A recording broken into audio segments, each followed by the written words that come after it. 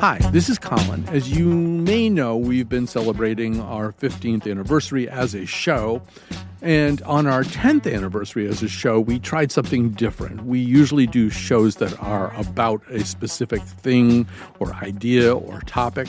But what if we tried to do a show that was not about something? In this case, an animal called the tapir. So we did a show that was not about tapirs. We're excited to be airing it today because there has been the recent and very exciting birth of a Malayan tapir, a baby Malayan tapir at the Point Defiance Zoo and Aquarium in Tacoma, Washington. I urge you to go on social media and watch the videos of little Umi. But meanwhile, let's listen to this.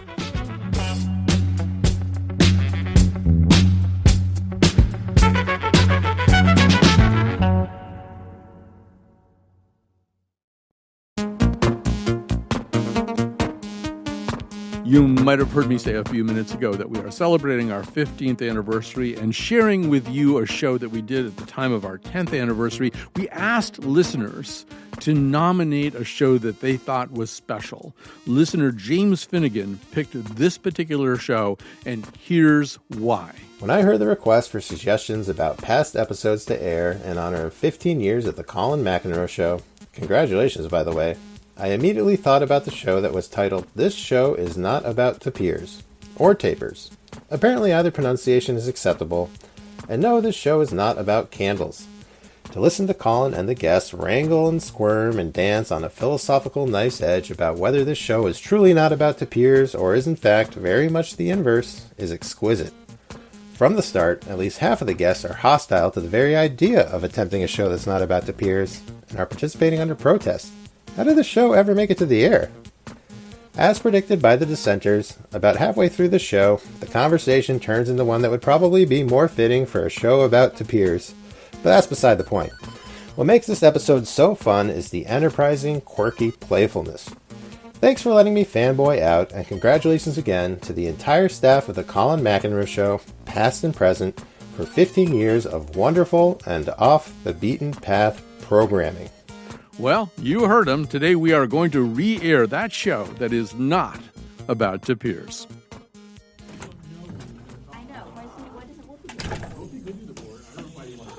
That's me. Can you hear me? Does that sound good? Yes, very nice. It must be weird for you guys who produce shows to be like sitting here being produced. Yeah, we don't like it. Weird. All right, so let me know when you're ready. I'm ready. Okay. 3, 2, 1. Okay, I have some things to tell you. We're going to do a show that's a little unusual. In fact, it's very unusual.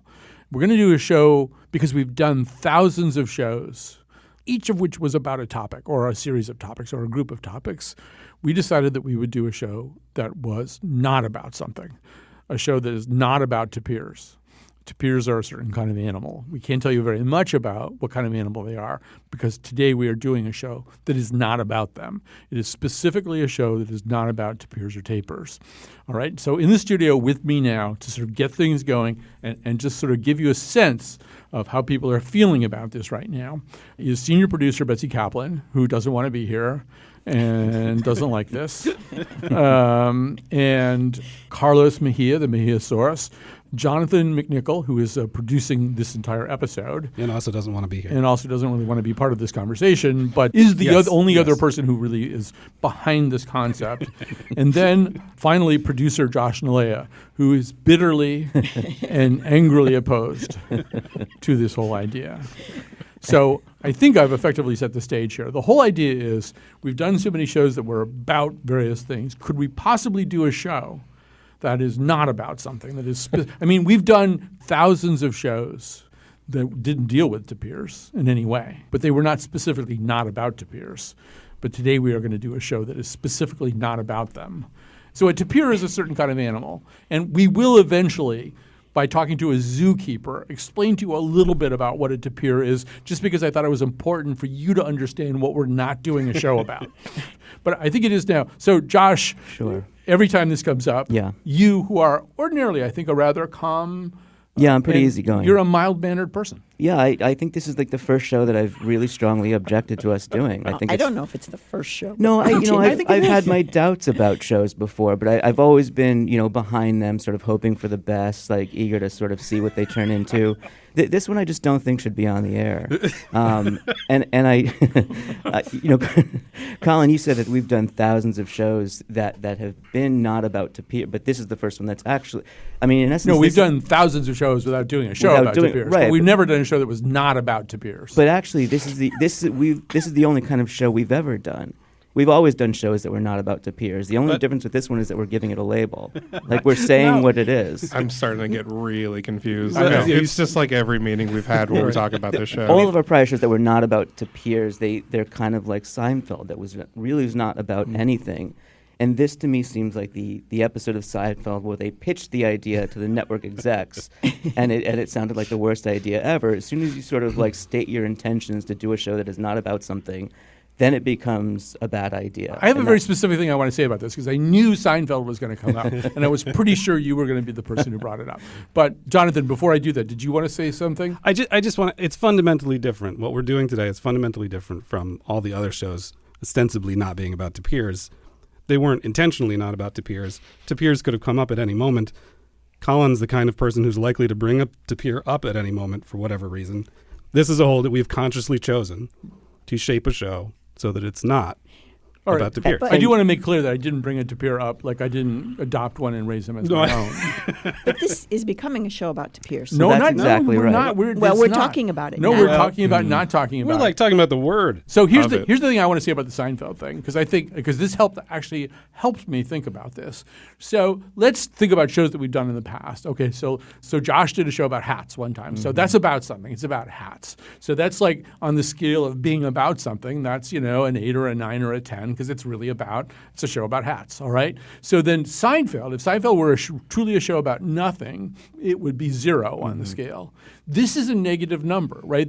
We're trying to do a show that is a negative number, that is actually, as opposed to being about something or about nothing, is specifically not about a thing. So, and I think that's never been done before in radio. I don't think anybody's ever. Carlos is like pinching.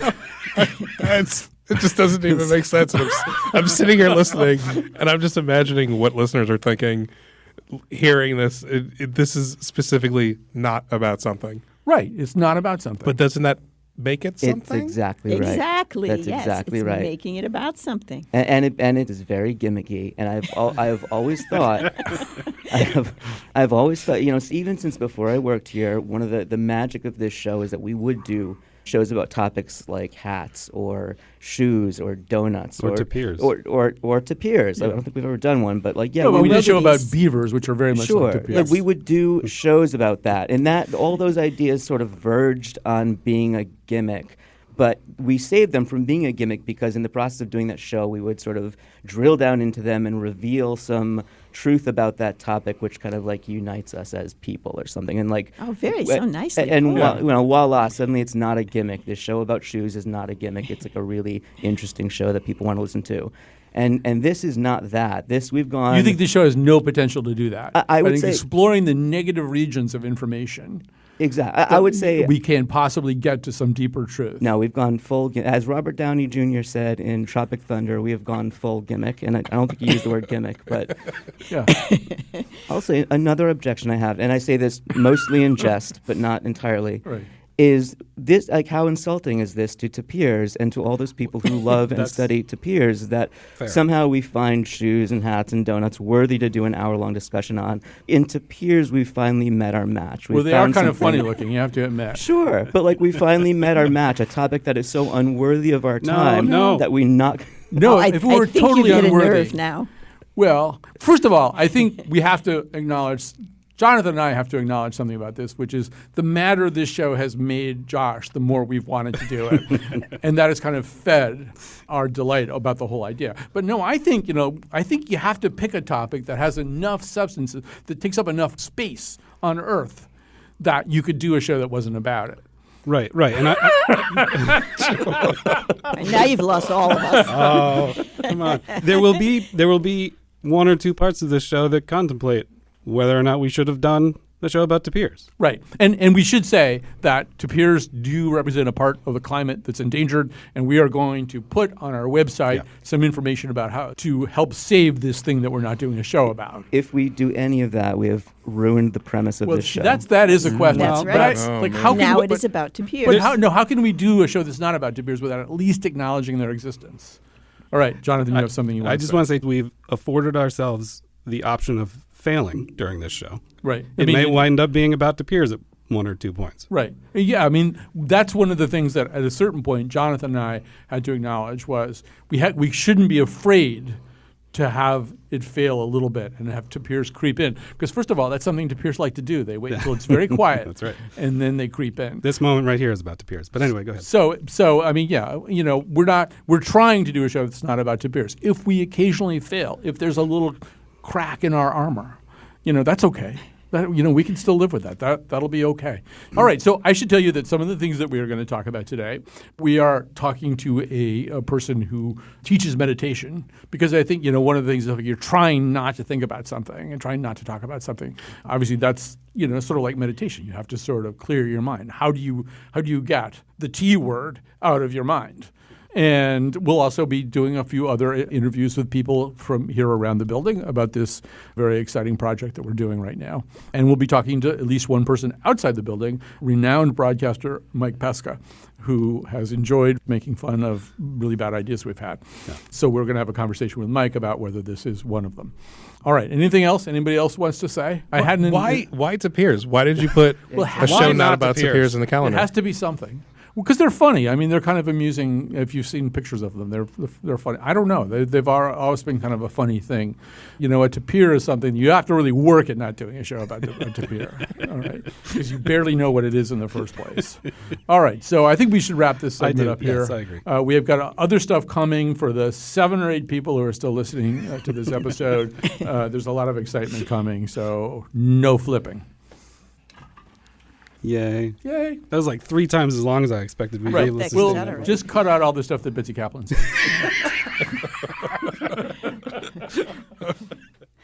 We can talk about Cato and Plato and Beto.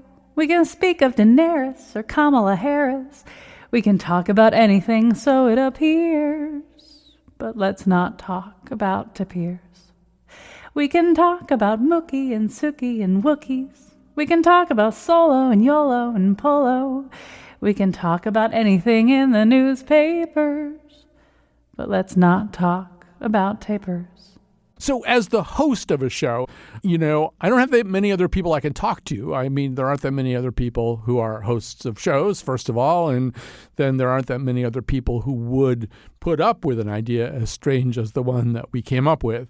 But Mike Pesca is probably my best hope, kind of like Obi-Wan. He's my only hope. Mike Pesca, of course, is the host of The Gist, a terrific 5-day-a-week podcast. So first of all, Mike, you understand what it's like. You hit one of these big marks and you take stock, right? You wonder what it is that you haven't done yet. Yeah, and you think it matters, and you wonder why no one else cares. Right, and so that's you've summed up very beautifully and touchingly part of the position that I'm in right now. And so what I thought was, what if we tried to do a show that was not about a topic? What if we picked something and tried as hard as we could to do a show that was not about that thing? Right. Yeah, go ahead. Well, I guess the closest analog I could think of is something like the Herald from Improv, where they go in without anything set and nothing is pre-planned, but one word or suggestion is given, and I guess you just have to have that suggestion as a jumping off point, and they begin free associating, though if we broke down what free associating is, I'm sure it's not totally free. The very fact that we're thinking in and uttering a shared language shows that there are some restrictions to it, but from that something arises. But I don't know how to do that other than you come up with a fictional work of improv. Can you essentially do a Herald where you're not trying to create a situation, and it would be nonfiction? I mean, it would get somewhere. It would certainly waste the listener's time, but I think something like that could happen. We've already succeeded in doing that quite a lot. But So what we decided was that we would pick a particular thing. And so I'm going to say that thing. It's an animal called a tapir or tapir. One of the things that we like about this particular animal is that there's not a common consensus about how even to say the name of the That's animal. good. And so we are doing a show that's not specifically not about that animal. I've kind of violated the premise of the show a little bit by telling you what that animal is. But on the other hand, we're probably not going to entirely succeed at not doing a show about tapirs anyway. My kids used to watch Dora the Explorer.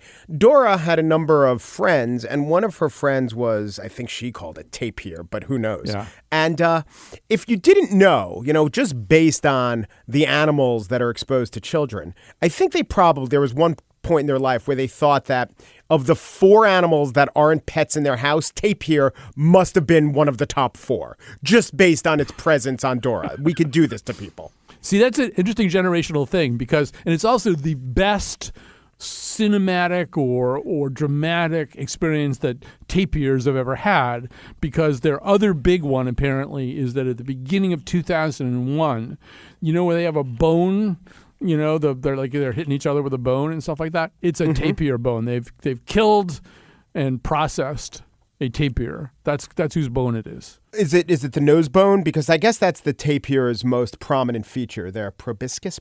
Yeah. But see, look what's happening. We're talking about them, Mike. We're talking about them. We're trying to do a show that's not about them, and we're talking about them. Are we trying to not? I haven't thought of an elephant, though. Yeah, that's true. See, that is very much the analog. I mean, don't think about an elephant. Well, obviously, then you do. And for that reason, we are talking to a person who teaches meditation to see if there's a way we can screen it out. Right. So I think what you'd have to do to not do a show about tapirs is to intensely research tapirs and find their most essential elements and then veer away from that. So you wouldn't do what I did. Yeah. You wouldn't talk about nature. Right. You wouldn't talk about the fact that they live for, 3 more years in captivity, which is something actually that's interesting. What do you make of this, Colin? You always hear that animals in the wild have a lifespan, but then in captivity and domesticity, much longer lifespan. Right. I always question, well, does that argue for captivity? The very word captivity would seem to argue against it. Or does that say something about how we ourselves as human animals, we default to lifespan as a huge indication of quality of life? It seems to be wrong. It seems to be the exact opposite of what we should be defaulting to. Right. I mean, and it probably is true that if you can control an environment, you can probably... Remember when they whacked Whitey Bulger in prison? Yeah. And he was like 89. Like, what's the point of killing somebody who's 89 years old? You'll never see 90 again, Whitey. So, but the assassin dubbed himself the actuary. But it's probably true that if you have a person or an animal in captivity, you can make sure it eats the right things, and maybe it doesn't do some of the wrong things. Maybe you bug it to go out in the yard, get some exercise. It probably is. And you're right. We have a prejudice, a bias towards lifespan. And I also think that the idea of free-range animals, which we think is good, it's only good for us. Right. See, okay, cages and confinement is wrong, but do you think animals want to be free-range? When animals are free-range, there's still a range element. I think they just want to be free. Right. I don't know what they want. The wants of a tapir are immaterial to me and us in this conversation. You know what a tapir wants? It wants to live fast, die young, and have a funny-looking corpse. Maybe influence a Stanley Kubrick film, albeit obliquely. Yes, absolutely. Well, Mike Pesca, as usual, I think, first of all, that you've got to something that we hadn't gotten to, which is that, yes, one way to not do the show about tapirs or do the show that's not about tapirs is to locate the glowing white heart of the truth about tapirs and then steer away from it. Take your space shuttle and veer off in a completely different direction. Right, that's the photo negative. And since the white heart would also be about something, you'd, I think, have a penumbra, right? Right. And the penumbra could be so many things. Yeah, that's it. And so the gravity of the tapir might keep pulling our space shuttle back towards it, but we have to just gun it with a little extra energy to try to get away. All right. So if that was a conversation that you enjoyed and even stayed with all the way through, you should be listening to The Gist, which is even way better, actually. We have topics, though, I swear. Yeah. Already you don't want to be damned by association to this thing. You're like Peter. You're already denying that you had anything to do with this. Well, while I admire the tapir experiment, we do not indulge in said experiment. All right. Mike Pesca, host of The Gist, thank you so much for joining us again. Oh, my pleasure. Only one thing's forbidden, so why not renounce it? Let's just keep it hidden while we can't pronounce it. There are so many things we can sit and dissect, like the wind in Nepal or the rain in Utrecht. But darling, one thing's for certain, and one truth is true. When I don't talk about tapirs, I want to not do that only with you. So there's actually one person in our newsroom who really knows a lot about animals and thinks a lot about animals. And when she first heard that we were going to do a show that had something to do, she kind of overheard because she works on a different show.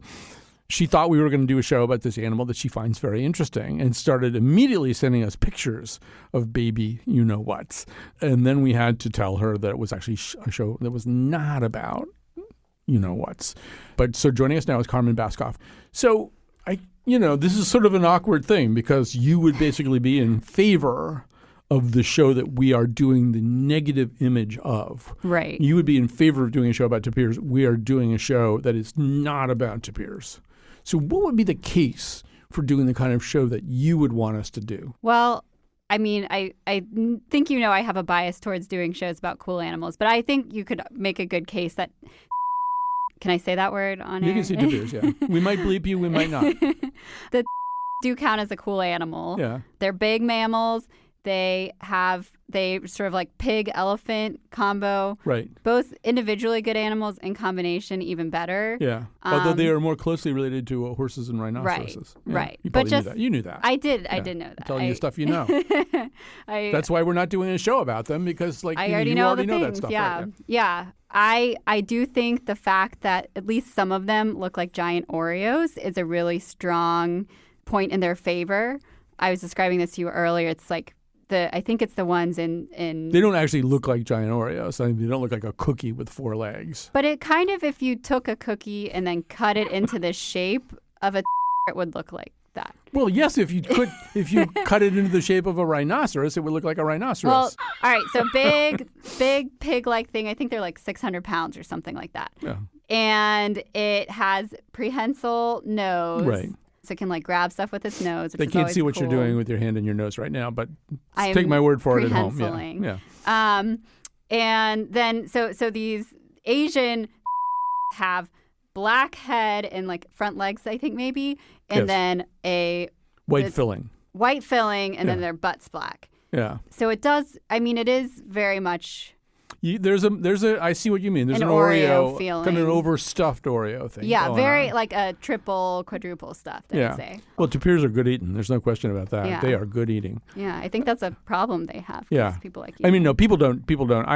First of all, please don't eat any tapirs as a result of this show. I would feel really bad about it because they're part of a very endangered ecosystem. Right. Too. Right. And I think their numbers are not as high as they would be because people like eating them. Right. If we were So- doing a show about them, we would really be emphasizing that Right. fact. But we're not. We're not. Okay. Is there anything else you'd like to say?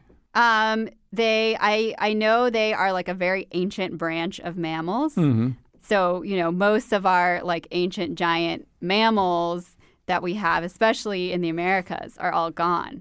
But they're these, big animals and they're still around and they, I think, haven't changed that much since like millions and millions of years ago. A group of tapirs is called a candle. A candle? Yeah. Yeah. I mean, I don't know who gets to like make up these terms. Yeah, who I does think get to make them up? I think there's murder just of crows. like a person on the internet who just puts out. No, this is before the internet. Pre-internet. I lived before the internet. I am pre-internet. But did you know about the hominid. candle? No, but I'm saying probably, these ideas have been around for a long time. Yeah. Yeah. All right. So Carmen Baskoff would be probably doing more of a show about this thing that we're not doing a show about if she were in charge of the world, which she's not at this moment. Unfortunately. A couple of years probably that'll be different. We can roar about Spitzer or Wolf about Blitzer. We can talk Parker Posey or else Kaiser Soze. We can talk of our hopes and our dreams and our fears. But let's not talk about tapirs. Part of the focus of this show is not thinking about a certain thing, right? Having the ability to control your mind well enough not to think about a certain thing. And in some ways, that is part of one of the things that you do in meditation. But I think we have a lot of misconceptions about what meditation is. So we're going to talk to somebody who actually knows, and that is Susan Piver. She is a meditation teacher, speaker, longtime Buddhist practitioner. You can find out all about her courses, some of which are online kind of e-courses that you could actually take by going to SusanPiver.com. Her most recent book is The Four Noble Truths of Love, Buddhist Wisdom for Modern Relationships. She's joining us by Skype.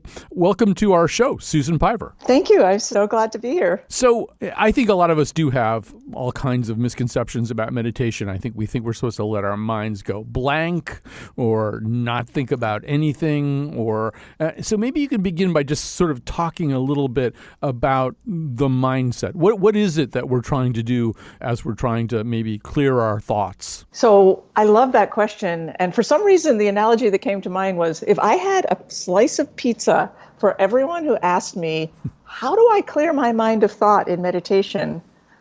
I would be very fat. Let me just say that. Because in meditation, the biggest misconception is that you're supposed to stop thinking. And to imagine that you could do that is actually an act of cruelty, I would say, to yourself, because if you're looking out through your eyes, which are meant to see, or hearing out through your ears, which are meant to hear, but you tell one of them, okay, now stop seeing or stop hearing. That's what it's like to tell your mind, zip it, stop thinking. It is not natural. It's not great, even if you could do it. So what? So that is the biggest misconception about meditation, is that you're supposed to clear the mind of thought, which is not so. There's actually a term that does come up is monkey mind. Tell us about monkey mind. Yeah, monkey mind is the notion that your thought uncontrollably jumps from thought to thought like a monkey swings from branch to branch. And sure, okay, nobody really loves the monkey mind. Nobody says, yeah, monkey mind, you should get some more of that. But include it as part of your inner environment. So instead of saying to yourself, oh, stop doing that, which of course only intensifies whatever the that is, you say, go, swing, go ahead. But while you're doing that, I am going to focus on something else. Or you come to notice that your monkey mind is not the only part of your mind that is functioning right now. So I think one of the things that we struggle with in life are intrusive thoughts that we don't want to have. Right. And this could happen just if we have just time on our hands or we're trying to fall asleep at night. And I would imagine also when we are attempting to meditate. And they are the thoughts. I mean, it's the thought of the anger that you're feeling right now about a raise that you didn't get at work that you thought you were supposed to get, or the incredible regret you feel about a relationship that didn't work out that you really thought was the one. You know, those are the thoughts that I think are the most destructive, that eat at us. But they're also the ones that seem to clamor the most loudly, that seem to insist on getting through the door somehow. So, Susan Piver, what do we do about those? Well, if you want to stop thinking something painful, don't meditate, because that will not help you. Meditation, contrary to popular thought from time to time, amplifies the inner state. It doesn't calm the inner state.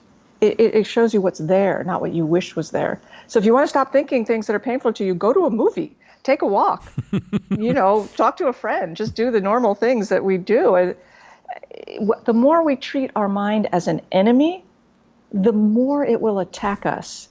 So if we say, of course, nobody likes to deal with the painful thoughts, but we have painful situations, especially like you say, relationships that don't work out. So, but if we try to turn that off as if it were a spigot, it just makes it stronger. So one of the things we thought we would try to do today is to see if it's possible to do a show that's not about something, that's not about a certain thing. And so we picked an animal called a tapir or a tapir. So, but one of our thoughts is, the more it is like that old thing about, don't think about a purple elephant. Well, we're doing that with an actual animal. The notion of don't think about is one that seems to have the opposite effect, as you're just saying. So I'm assuming, Susan Piver, from everything we've said so far, that you're saying turn and face the tapir, turn and face that animal, and figure out what kind of relationship to have with it, as opposed to just not thinking about it? Yes, that's exactly right. Turn as if it was a tapir, or as if it was your friend or your child. And if your friend is like, I'm so upset, everything's messed up in my life right now, I'm so hurt, you wouldn't say, shut up. You would say, oh, but I'm sorry, or tell me about it. Or the best thing you can do for a friend is just be with them. You don't have to try to solve their problem, just be with them. Yeah. So just be with, we are not permitted, we don't give ourselves permission to be with ourselves with a kind of gentleness and friendliness that we naturally extend to others. So turn toward the taper is a great way of saying it. Yeah, that's going to be the title of my next book, I think, Turn Towards the Taper. Yeah, no, I'm thinking Rilke, too, when he talks about how somewhere inside every dragon is a princess, somewhere inside every princess is a dragon. One of the things that we're always struggling is we've made the object of our thoughts into a certain kind of thing, as opposed to all the things that it can be. It turns into just a taper, a kind of pig-like animal, as opposed to what else is there, right? Well, any conversation that includes pig-like animals and Rilke is a conversation I want to be in. Right. But yeah, so I think also we think, if only I could stop thinking this, or if only I could find the silver lining in this, it would be okay. But those are also thoughts. And the instruction in meditation is not to have no thoughts. It's to let your thoughts be as they are, actually, while your primary attention is on something else. In yoga, that something else is your breath and the movement of your body and how they're synchronized. It's not different from meditation. The object of attention is the breath, however the body is still. So when you get distracted, of course, that happens. Yeah. You let go and you come back to your object, which could be tree pose or it could be your sitting meditation practice. And rather than thinking, oh, my thoughts are the big problem, you just sort of imagine that they're like a stream running by your house or your apartment, and you can kind of hear it burbling. But you're in the house, and you're fine, and you're breathing, and the thoughts are ambient. Ambient is my favorite word to use when it comes to how do we work with thoughts. Tune into their ambient quality, meaning their texture, rather than their content. And of course, when that's impossible, because we all have moments where we're super anxious or super stressed out and feels like our mind is attacking us, then the best instruction I ever heard is from the American Buddhist nun Pema Chodron, who said, feel the feeling and drop the story. That is the best advice. Yeah. Well, that's great. Yeah. I mean, it really is sensing the atmosphere, the air around the taper as opposed to the taper. What else is filtering through? Well, Susan Piver, first of all, I think if you had a slice of pizza for every conversation that included a pig-like animal and Rilke, you'd just have one slice of pizza. I would be so skinny. Yeah.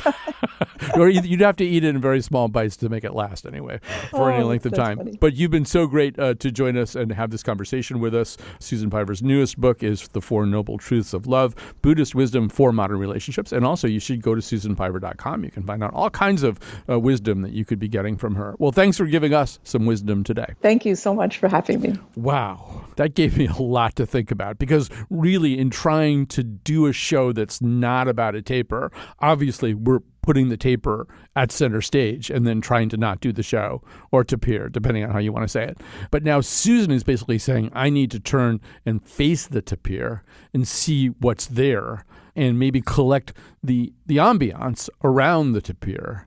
And, I'm totally lost. I'm completely lost. That conversation, although it was in many respects a very helpful one, has not helped me understand how we can do a show that is not about a certain thing. But we're going to think about that a little bit more, and then we'll be back. Only one thing's forbidden, so why not renounce it? Let's just keep it hidden while we can't pronounce it. There are so many things we can sit and dissect, like the wind in Nepal or the rain in Utrecht. But darling, one thing's for certain, and one truth is true. When I don't talk about tapers, I want to not do that only with you. We can honk for Ivanka and thank with a donka. Let's debate Billie Eilish and whether she's stylish. We can talk till we're dizzy, till we get the vapors. But let's not talk about tapers. So we thought it would be essential to talk specifically to Kimberly Hyde and to no one else about this. She is a keeper at the San Diego Zoo. She handles various animals in the Elephant Odyssey habitat. We'll come to certain animals in a second. But Kimberly Hyde, you're out in San Diego. Thanks for joining us. Hi, yes.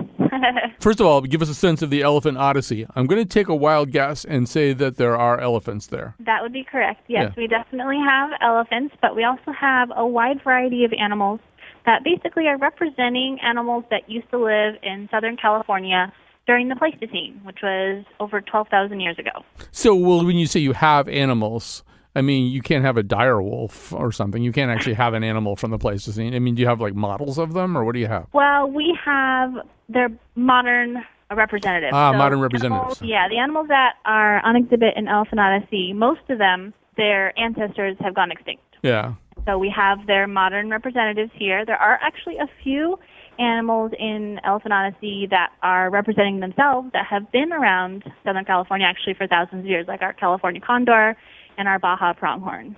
Oh, there's a Baja pronghorn? Yeah, there are 5 species of pronghorn, and we have one in Baja California and northern Mexico that have been around North America for many thousands of years.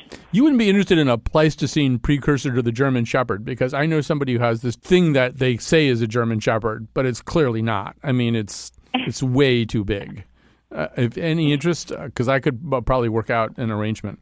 No, I'm good. I don't need anything, but it is interesting that there are many animals that lived down in the Pleistocene back thousands of years ago that used to be a lot bigger than their modern counterpart. Oh, absolutely. Okay, so we should mention you have a capybara, right? There's a capybara in there? Correct. We do have capybara. Yeah. And that's South American largest rodent in the world. Yeah. It is the world's largest rodent. I always feel like it gets too much attention. I feel like agoutis, which are also a very interesting kind of Mesoamerican rodent, they don't get anywhere near as much attention somehow. No, that's true. I mean, I don't know why. Agoutis are pretty amazing animals as well, and pretty cute, just like the capybara. But I think the capybara, draw awe because they're so large. They are. They're over 150 pounds. They are truly a rodent of unusual size. And you got jaguars. Do you deal with the jaguars?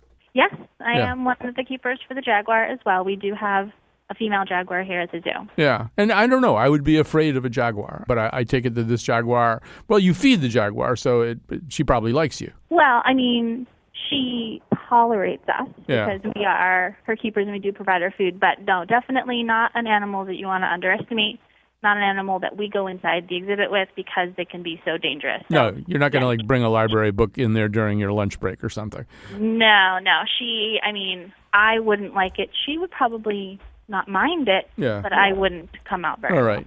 So we have to broach the subject of either tapirs or tapirs. How do you say that particular word? I say tapirs, but tapirs is perfectly fine. Right. Well, we'll say tapirs because you're comfortable with it. And so you handle the tapirs in this exhibit, right? Yes, I am also one of their keepers, but they are also an animal that we work protected contact, so we are never inside the same exhibit space as the tapirs because they can be a dangerous animal. Oh, okay. See, I think first of all, we should explain because a lot of our listeners, they're already very puzzled by this show anyway, but I'm not sure that they know what a tapir is. So maybe you should clue them in about that. Okay, so tapirs are large herbivorous animals that are mainly found in Central and South America. There is a species of tapir that is found in Southeast Asia, but they basically look like a cross between a pig and an anteater. A lot of people think that they're related to either, but they're not. They're actually closely related to horses and rhinos. So they have a long proboscis nose, kind of like a short-looking trunk that they use to grab pieces of trees to bring them down into their mouth. They also use it in the water because they're very aquatic and they like to spend a lot of time hidden in the water, and so that nose will also be used as a snorkel as well. Now, Kimberly Hyde, I'm going to ask you to be brutally honest about something, okay? In terms of how interesting you find the different animals, you got your condors, you got your jaguars, you got the Baja pronghorn there, and then you get the tapirs. Where do the tapirs kind of rank in terms of how interesting you find them, how fascinating on a daily basis you think they are? To be 100% honest, I absolutely love tapirs. I didn't know anything about tapirs before I started working here at the zoo, but I fell in love with them, and they're just amazing creatures. We just, I don't know, they fascinate me just because they look so different and are so strange, but they can be also sort of personable and each have their own personality, and we can work fairly closely with them even though there's a barrier between us. Right. When you say strange, what do you mean? I mean, just nobody really goes up to our exhibit and almost knows exactly what a tapir is. They always think it's something else. And so they look like a bunch of different animals were put together. And right. So they are just different looking than anything, that is normal for most people to know. Yeah, it sounds like, I don't know if you go to a lot of meetings, like we have a lot of meetings in this building and the committees meet about, this looks like an animal that's put together by a committee, Yeah. Like everybody sort of had a little opinion about what the animal should be, and this is what they came up with. Yeah. So when you say you've come to love them, what is it you love about them? Well, I mean, personality-wise, they can be very sort of, I guess the word for it is nice. I mean, they are an animal, obviously, and we have to keep our distance because they can be dangerous, but I mean, like, they enjoy attention from our keepers. We give them scratches. We brush them down with brooms. We give them baths with hoses. So they seem to enjoy, interacting with us. And we had this one older taper who, he just, every day he looks forward to seeing his keepers. And it was just kind of a nice, change from other animals that kind of just are like, all right, you're here, fine, whatever. He actually seemed to be like, oh, you're here. And it was just nice to have an animal that seemed to like to pay attention to us as much as we like to pay attention to them. Right. What's his name? His name is Tatum. Tatum? Well, you're here. He's happy to see you. But, I mean, basically you can't go in there because you don't know what Tatum will do. Exactly. So we still interacted with him with the barrier. But like I said, he liked to come up and sniff us through the window. We can give him scratches with a long-handled broom. We call it taper car wash, where we'd use a hose and we'd spray it, and he'd run through the spray of the hose and then come up for a drink and then run through the spray again. And so we were also able to do a lot of medical procedures, easy, like blood draws and x-rays and things like that, because he was so used to having keepers around him and scratch him and relax him into sort of a comfortable state that allowed us to do some, basic husbandry as well. Right. There just seems to be a tremendous amount of intellectual tension between the way you're describing Tatum and the idea that these things are possibly lethal. They don't look. It's hard. It's hard. You look at them. It's hard to see how they're lethal. We should say that there was a baby born recently, right? Don the taper. Don the taper. Yes. He was the first bared taper calf that we've had at the zoo in over 30 years. So he was very special to us, and it was just great to be able to see him, mom go through pregnancy and then have him be born and then have him grow up. And now he's going to be moving on to another zoo to continue on the breeding program somewhere else. So it's this whole life, this whole life cycle. Right. So you don't want to get too attached to Don. No, but that's not hard. Yeah. That's hard to do. we always get attached to our animals. I mean, we work with them at least 5 days a week, every week. And we are, even if a barrier between us, we still get good relationships with each of our animals. So we do have bonds. We still care for our animals. We still will miss them when they have to go on to another zoo or if they pass. So we definitely have relationships. Oh, yeah. And I'm looking at a picture here that I believe is a picture of Don, the taper, and a capybara kind of looking at each other, enjoying each other's company, it looks like, maybe? Yeah, so that capybara, her name is Bristle. She is one of our sort of more tactile capybaras because she was born at the zoo. And so pretty much from the time that she was eating solids, which was only a few days old, we would interact with her because we actually go on exhibit with the capybaras. And so we would hand feed her. We would give her scratches. And so she is a really calm animal. And so we introduced her to Don when he was little. Since Don's mother was unable to care for him, he was hand-raised by keepers, but we wanted him to learn how to be a taper and be around other animals. So Bristle sort of served as his first surrogate animal to interact with. Isn't there a risk that he'd wind up thinking he was a capybara? There is possibly some risk, but we also did have other tapers that we introduced him to. So we just started with Bristle because she was the easiest and has the most calm personality. So we started with her just to see how he would interact with other animals and then go from there to introduce him to other tapers. Yeah, she looks really calm in the picture, too. So Kimberly Hyde, I'm going to ask you one more question. We were talking to Kimberly Hyde, who's a keeper at the San Diego Zoo. This is going to sound like kind of a strange question, but just bear with me on it. Do you find when you go home from the zoo or when it really isn't part of your job to be thinking about the tapers, do you find yourself thinking about them? Oh, yes. Yeah. Definitely. If it's not just recollecting the day and how the day went and, if they did something that, funny or interesting that I just, mull over my brain. It's just also thinking about what I'm going to do for the next day for their care. How do I continue to improve my care for them and make sure that every day that they have with us is the best day that I can provide for them. So it's, thinking of new enrichment, new things for them to do, new training sessions that we can establish with them. So yeah, almost every day I go home and I think about my animals. You think about the tapirs.